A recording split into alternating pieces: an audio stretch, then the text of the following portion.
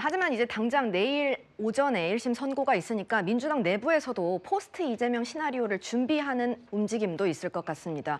물론 당장 거리 상황이 생길 가능성은 크지 않아 보이지만 전현 수석 최고위원들의 이름들이 거론이 되고 있는데요. 포스트 이재명 시나리오 3개 이렇게 살펴보면 친명계, 비명계, 당 외부 이렇게 나옵니다. 강전 부위원장님 어떻게 보세요? 이런 포스트 이재명 시나리오 가능성 있는 시나리오입니까? 저는 이분도 이런 어떤 예측을 하고 있는 분하고 저하고 좀 직접 만나서 얘기 좀 해보고 싶어요. 왜냐하면 같은 당의 구성원인데 어떻게 저렇게 다른 생각을 하고 있는 건지. 네. 그리고 저도 뭐 정치권에서 오랫동안 지켜봤습니다만 이게 문법상으로 옳지가 않아요. 그러니까 예를 들어서 정당의 대표, 그러니까 이재명 대표가 위기에 지금 빠진 건 사실이잖아요. 네. 그러면 이 위기에 빠졌을 때 그 사람과 함께 위기를 헤쳐나가려고 하는 사람을 우리가 지도자로 받아들일까요? 아니면 그 위기를 이용해서 밟고 일어서려고 하는 사람을 우리가 지도자로 추대를 하려고 할까요? 그것은 동서고금 여당 야당을 다 떠나서 지금의 상황에서 이재명 위기에 빠졌으니까 자 제가 한번 해보겠습니다라고 하는 거는 하수 중에 하수들이 생각하는 것이다. 오히려 더 고수들이 이럴 때 더 나서서 이재명 대표와 손잡고 아픔을 같이 하는 사람이 나중에 차기를 노려볼 수 있는 거지. 다음 차기 대선은 이재명만으로도 안 되지만 이재명 없이도 안 된다는 게 민주당의 주된 입장입니다. 네, 김 전 부대변님은 네. 어떻게 동의하십니까?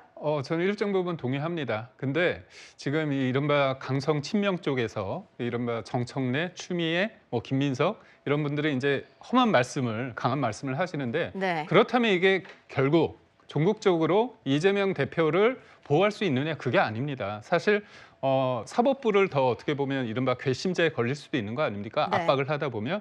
근데 본인들의 입장에서는 이건 남는 장사예요. 왜냐?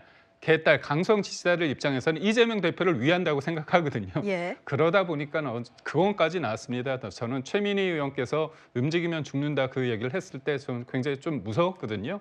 결국 그런 어떤 강성 어떤 경쟁이 포스트 이재명으로 자연스럽게 이어지는 상황이 도래합니다. 본인들이 의도했건 의도하지 않겠건 그런 관점에서 볼 때 다음 저는 포스트 이재명은 당분간은 저는 친명계쪽에서 갈 거다. 근데 문제는 이게 당권을 통해서 국회의원을 연장하는 총선의 방점이냐 아니면 정권 교체를 하느냐에 따라서 비명과 친명 간의 어떤 힘겨루기가 될 텐데 이 부분은 조금 진행되는 상황에 따라서 달라질 수 있다고 봅니다. 알겠습니다.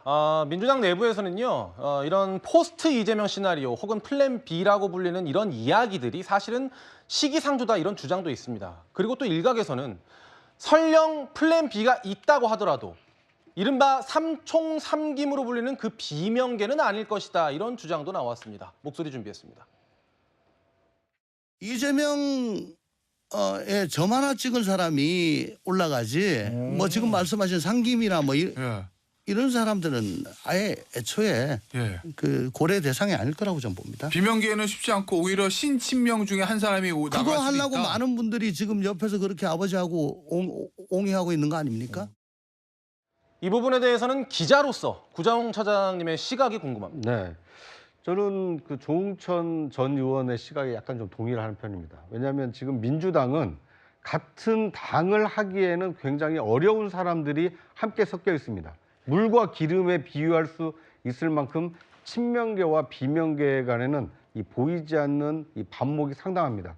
지금 이재명 대표의 사법 리스크가 워낙 크게 부각되다 보니까 민주당이 하나로 똘똘 뭉쳐있는 것 같아 보이지만 지난 4월 총선을 치르면서 비명 횡사, 친명 횡재라는 말이 민주당의 공천을 압축하는 하나의 단어였습니다.